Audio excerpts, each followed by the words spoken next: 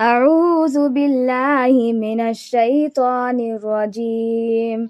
ويقول الذين كفروا لولا أنزل عليه آية من ربه قل إن الله يضل من يشاء ويهدي إليه من أناب الذين آمنوا وتطمئن قلوبهم بذكر الله ألا بذكر الله تطمئن القلوب الذين آمنوا وعملوا الصالحات طوبى لهم وحسن مآب.